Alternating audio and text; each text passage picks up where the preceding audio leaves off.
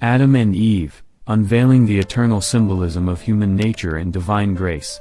Who are Adam and Eve? Adam and Eve, according to the Old Testament, are the first humans who ever walked on earth from which all humans descended.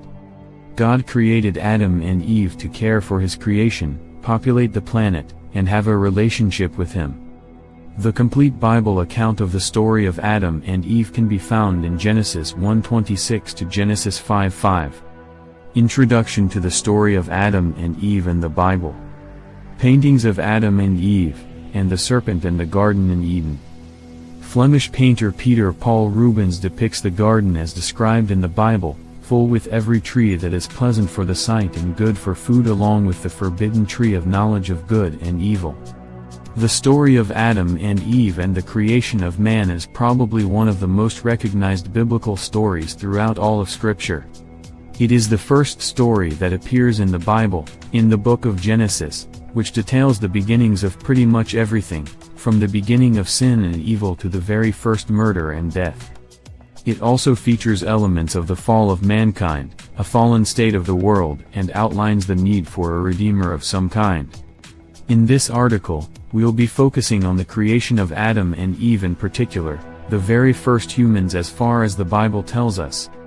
We'll also be looking at their roles within the Garden of Eden, how they were led astray by the serpent, the punishments they each received, and ultimately how they were kicked out of paradise for their betrayal of God.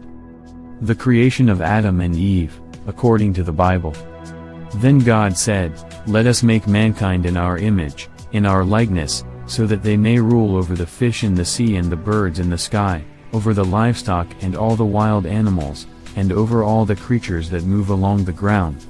So, God created mankind in his own image, in the image of God he created them, male and female he created them, Genesis 1:26 to 27. At the beginning of Genesis, we are told that there was nothing and that God created the heavens and the earth.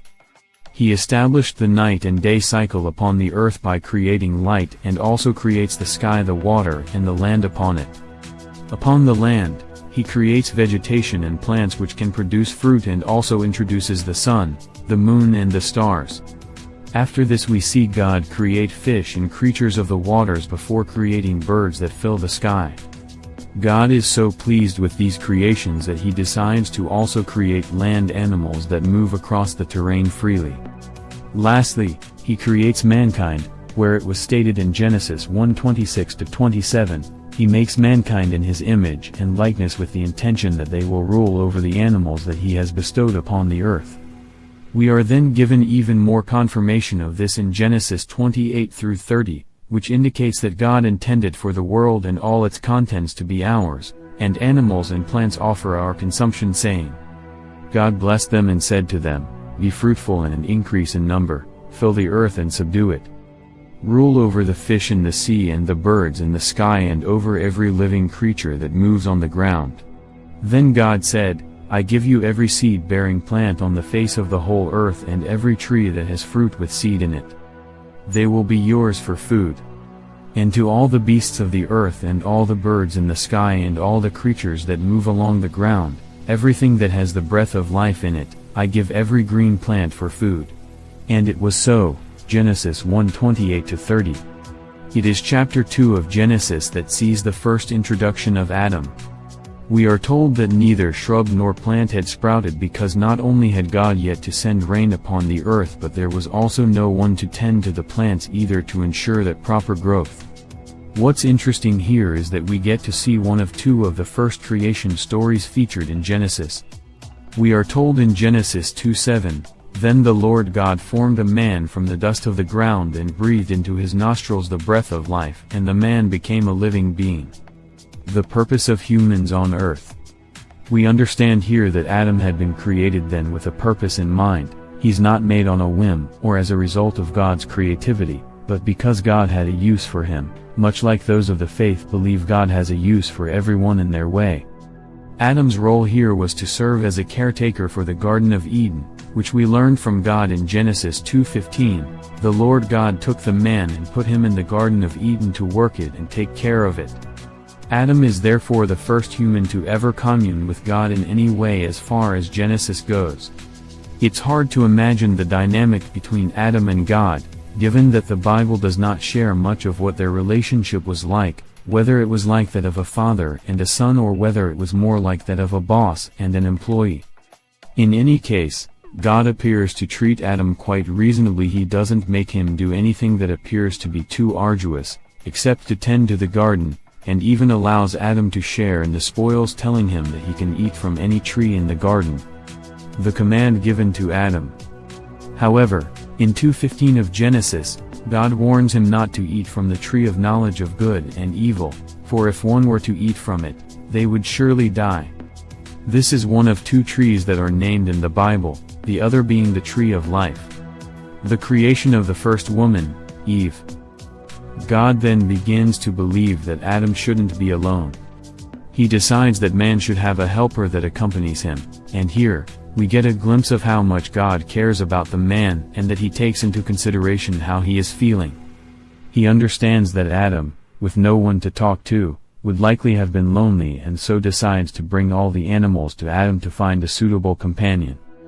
He also gives Adam the honor of naming each of the animals, but from amongst them, there is no appropriate mate.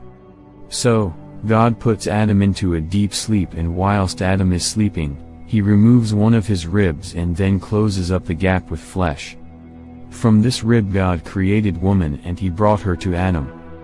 In Genesis 2:23, we are told to Adam is pleased with God's efforts to make him a companion, as he states, "This is now bone of my bones and flesh of my flesh, she shall be called woman, for she was taken out of man." Both man and woman were naked in the Garden of Eden, and during his time, they felt no shame, for mankind knew not what shame was. Interestingly, the Bible gives us an interesting insight about why relationships between man and woman take form, telling us, "That is why a man leaves his father and mother and is united to his wife, and they become one flesh." Genesis 2:24. What it's trying to tell us here is that the woman was made from a man's rib.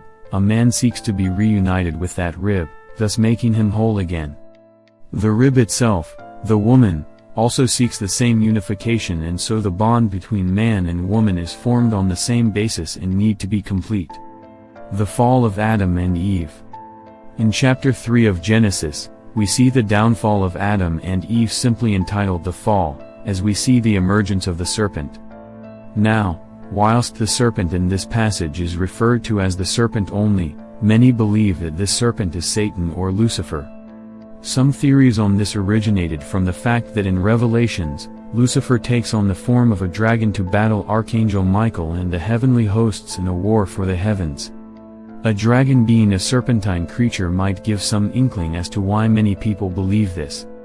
After all, we know that Lucifer can change forms as he does in Revelations, and seen as he can transform into a dragon, why wouldn't he be able to transform into a snake? Whilst God banished Lucifer from the heavens and cast him down to earth, some idea suggests that he donned the serpent disguise and snuck into the garden with the sole purpose of getting revenge, and what better revenge could he have against God than to turn his most cherished creation against him? Again, whilst Genesis here does not give us confirmation as to whether this serpent was Lucifer or not, it does give the serpent a motive for otherwise. He just appears to be an evil being that has no reasoning to turn Adam and Eve against God, unless the serpent is simply inherently evil. Some people argue that the serpent was created by God to be evil on purpose so that he could test if mankind would turn against him if given the chance. In this, mankind fails the test miserably. The serpent convinces Eve to sin. What Genesis does tell us is that the serpent is the craftiest of God's creations. Now the serpent was craftier than any of the wild animals the Lord God had made. He said to the woman, "Did God say, 'You must not eat from any tree in the garden'?" Another interesting point to make of Genesis here is that the serpent appears to single out even his attempt to corrupt mankind. After Eve tells him that they may not eat the fruit from the tree of knowledge of good and evil because they would die, the serpent scoffs, telling her, "You will not certainly die. For God knows that when you eat from it your eyes will be opened and you will be like God, knowing good and evil." The second doesn't appear to address Adam here at all, and through this, some believe that is Eve who facilitated the serpent's plan. For it was she who was convinced otherwise, and she who hands Adam the fruit from the tree. It is also she who reaches for the fruit and she who takes the first bite. Genesis tells us, "When the woman saw that the fruit of the tree was good for food and pleasing to the eye, and also desirable for gaining wisdom, she took some and ate it. She also gave some to her husband, who was with her, and he ate it. Then the eyes of both of them were opened, and they realized they were naked, so they sewed fig leaves together and made coverings for themselves." Genesis 3:6-7. Notice how Adam doesn't resist either. There is no passage in Genesis where he tries to dissuade Eve, nor any writing where we see Adam advise against this course of action. Through this, Adam is just as bad as Eve, as he is quick to join her in doing the one thing that God had warned him against. The price of eating from the tree of knowledge. We are also told here that in eating the fruit, Adam and Eve don't die, but as the serpent had told them, they gain some form of insight in that their eyes are opened. However, their newfound wisdom, the wisdom that is the awareness of good and evil, comes at a price. As a result of eating the fruit, they both experience shame, and through this, find themselves hastily sewing fig leaves together to hide their private parts. It shows the depth of how shameful the two must have felt, for despite being described here as husband and wife, they still feel mightily guilty about being naked in front of each other. Another interesting thing to take note of is that the serpent knew Adam and Eve wouldn't die, as a result of eating the fruit from the tree of knowledge. Could it be that the serpent was bluffing? What, did the serpent have some greater knowledge of God's plan? As stated earlier, many believe that the serpent was Lucifer, for Lucifer was once very close to God.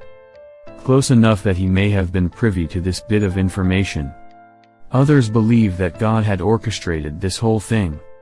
That he lied to Adam and Eve about the fruit being fatal, and he made the serpent say the opposite, just to see if humans would be loyal to him. Or perhaps the serpent was just that much of a wicked creature that he believed Adam and Eve would die from eating the fruit, but lied to them in the hopes of seeing them perish. It is also only when the serpent tells Adam and Eve that you will be like God, knowing good and evil, that they decide to eat from the tree. I'm reminded of an old quote that once said, "Everyone's got a price," and it seems like for Adam and Eve, their price was to be like God. Whilst one may have seen us in the flattering light, it also highlights man's ambition, that he wants to be the most powerful, that he wants to rule the world, that he wants to be the most high, something that may have been eerily reminiscent to God as one such as Lucifer, yet another being he had given his utmost trust to. If you think about it, it's almost no wonder God allows some of the calamities to happen to man throughout the Bible, given that everyone seems to end up betraying him in some way. God confronts Adam, the blame game. Soon after they eat from the tree, God comes looking for them and calls out to them. But the two tried to hide amongst the trees of the garden. When God does find them, Adam tells him that they hid because he was scared of being found naked, to which God answers, "Who told you that you were naked?" Realizing that Adam is aware of his nakedness and his shame, he immediately concludes that Adam has betrayed him and eaten from the tree of knowledge. Adam pretty much snitches on Eve straight away. He says, "The woman you put here with me, she gave me some fruit from the tree, and I ate it." Genesis 3:12. Here, it seems that Adam tries to shift the blame onto Eve, given that he doesn't accept responsibility for eating the fruit himself. At no point does Eve or the serpent appear to force Adam to eat it. He seems quite willing to share in the spoils of the tree if it will grant him the wisdom that the serpent promises. Here, Adam comes across as a child who tried to blame his sibling for stealing cookies from the jar. Although, he does at least confess to eating the fruit. God then immediately turns his fury upon Eve, saying, "What is this you have done?" To which Eve replies, "The serpent deceived me, and I ate." Eve's reply is a little bit more honest than Adam's, for she seems to be a bit more concise in her response, simply telling God, "Yes, I was deceived, and yes, I ate the fruit." Unlike Adam, She doesn't try to throw her spouse under the bus and appears to take responsibility for her actions, telling God exactly what happened. The punishment on Adam and Eve, and the serpent. Serpent. God then talked to the serpent and tells him, "Because you have done this, cursed are you above all livestock and all wild animals. You will crawl on your belly, and you will eat dust all the days of your life. And I will put enmity between you and the woman, and between your offspring and hers. He will crush your head, and you will strike his heel." Genesis 3:14-15. Here, we learn that the serpent becomes the most cursed of all animals for having deceived Adam and Eve into sin. God appears here to detest the animal, but whilst he doesn't destroy snakes for the serpent's meddling, he does curse the animal to crawl on his belly and to eat dust for the rest of its days. He also establishes a wedge between man and serpents, saying that man will be there to cross the head of snakes and snakes will be there to strike the heel of man. In this, the two can never truly coexist, and through this, both man and snakes become mortal enemies that will never quite see eye to eye. Eve.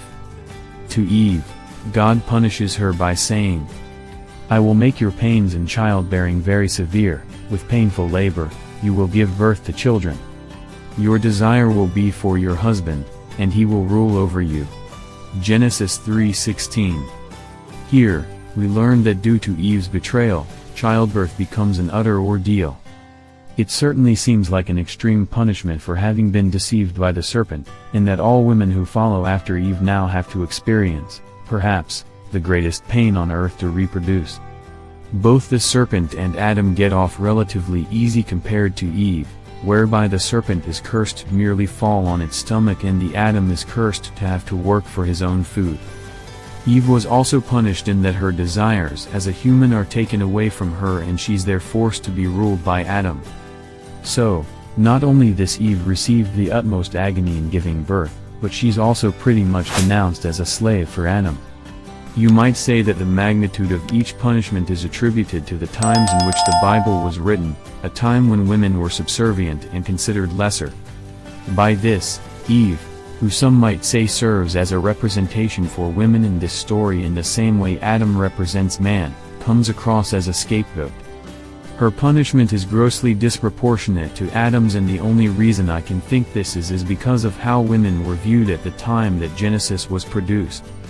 Women were already something along the lines of servants for their husbands, and so it is no wonder that even this story comes to reflect a similar nature. Adam. When we look at Adam's punishment, in contrast, it certainly doesn't add up. Perhaps, you might say that Adam got the lighter serving of God's wrath because Adam was not the instigator of the sin. It was after all not he who took the fruit, nor he who offered the fruit anyone else.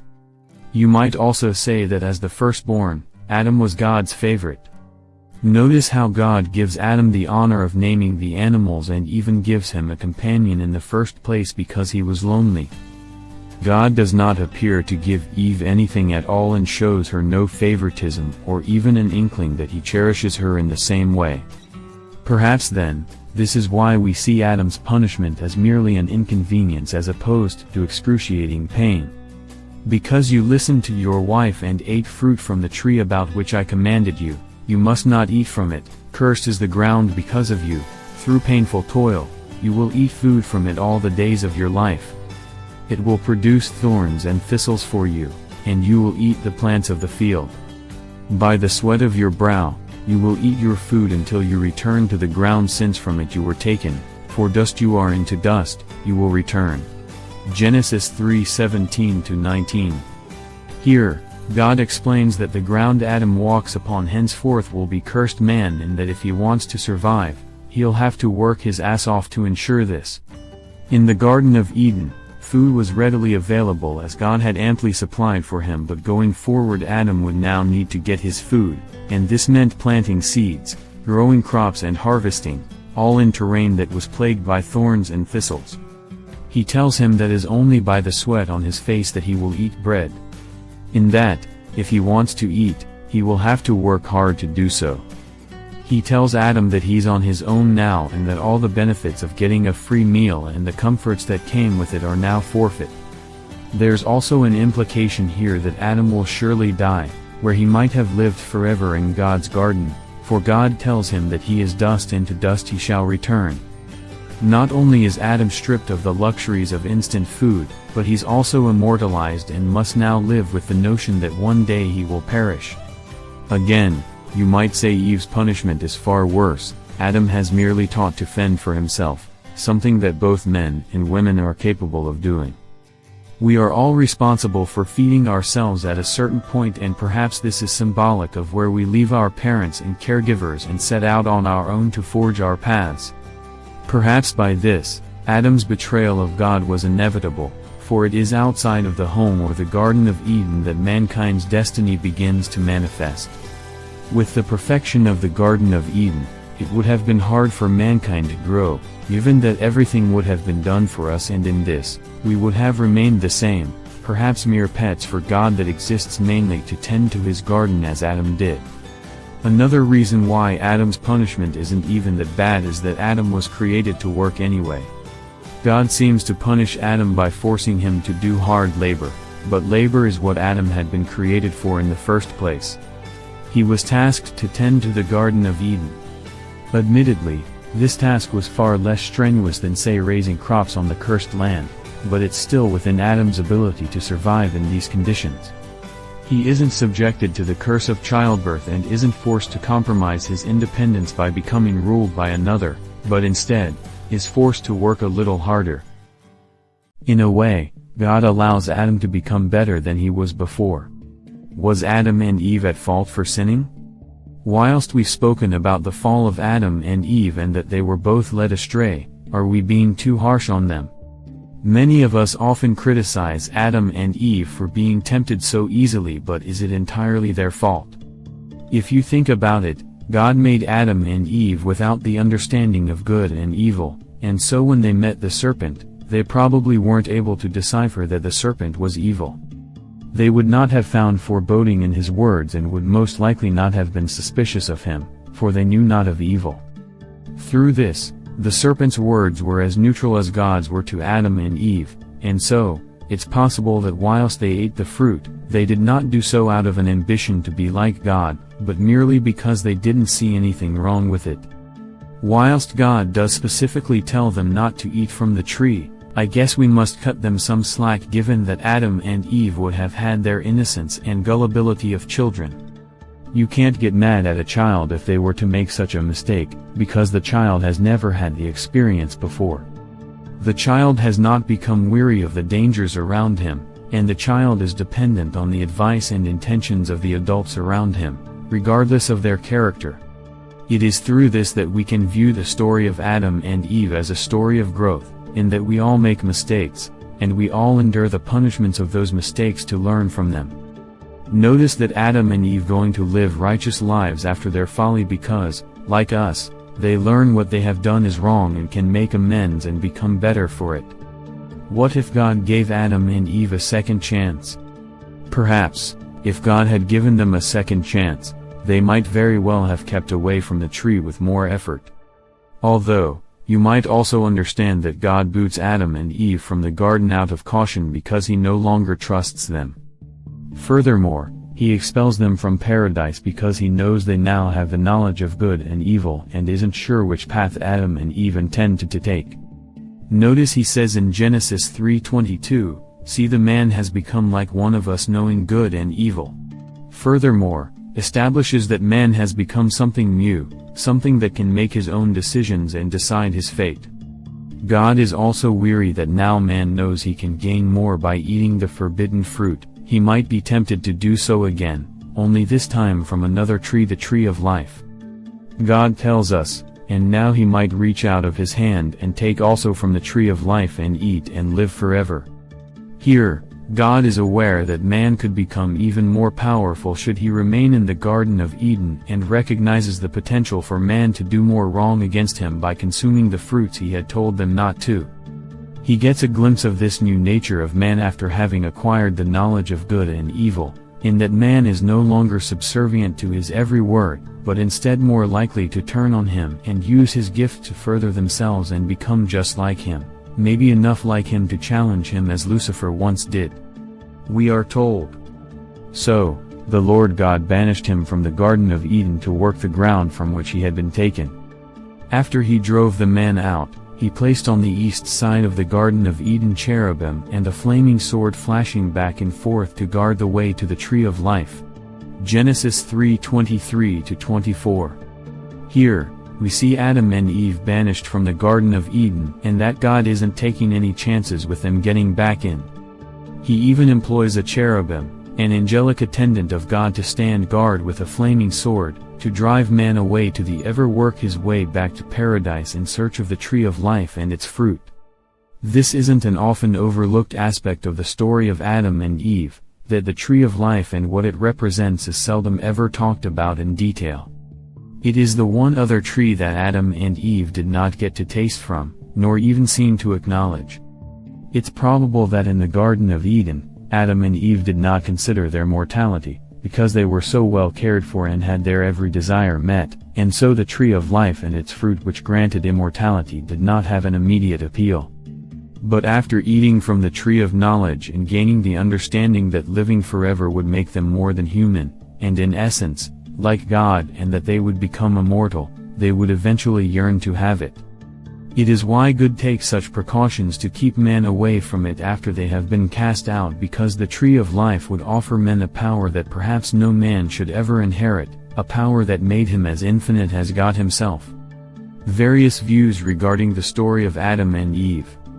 The story of Adam and Eve has undergone extensive investigation, which has led to some very different elaborations. Both characters appear in other religions outside of Christianity, and whilst they have near enough the same role, there are some stark differences which we'll speak about in a moment. Even from a Christian perspective, however, there exist many different ideas as to what the fall of man represents, who Adam and Eve were, what they represented, and also who was to blame for their original sin. Who is to blame for the sin of Adam and Eve? A very early Christian interpretation held Eve as the sole perpetrator for the original sin and would proceed to hold all women to be sinners, given that it was Eve who tempted Adam into eating the fruit. As we've seen in the Bible, Eve doesn't appear to tempt Adam but more so hands the fruit to him, and as I mentioned, Adam makes the decision for himself. A prolific Christian author from Carthage in the 1st century once said of women that they were the devil's gateway and would condemn them for the sin that Eve had committed.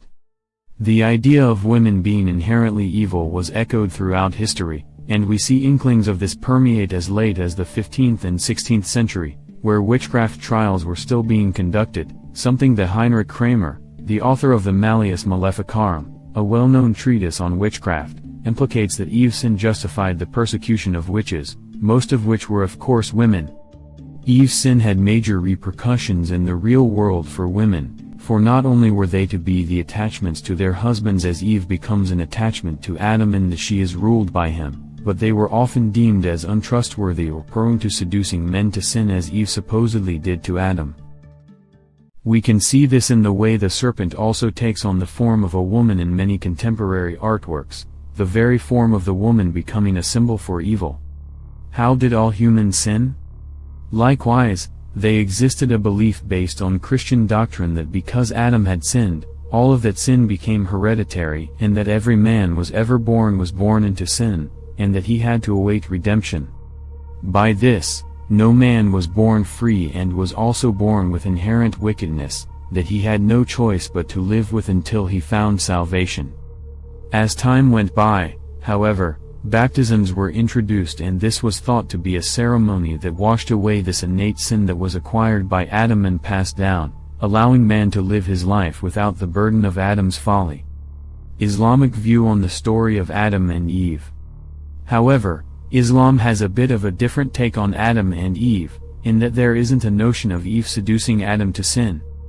In the Quran, Adam and Eve are both equally responsible for the consumption of the fruit, and as a result, are cast out from the garden where they spent 40 days apart to repent. The idea of original sin doesn't have much of a foothold in Islam, because it appears that both Adam and Eve are forgiven by Allah for their betrayal. We later see Allah command his angels to bow before Adam, which invokes Iblis to refuse, causing him to be cast out. The fact that Allah asks his angels to bow before Adam serves as a symbol that Allah has truly forgiven mankind and that he supports the humans despite their defiance of him in the first place. Swahili's view on Adam and Eve. Another compelling take on Adam and Eve's story is some Swahili culture, where Adam demonstrates heroics and selflessness. After Eve bites from the fruit, Adam chooses to take a bite as well, not because he is deceived but because he wishes to follow Eve and protect her, even if this means going against God. I'm sure there are many more interpretations of the Adam and Eve story, and I'm sure many of you have more ideas as to what this story represents.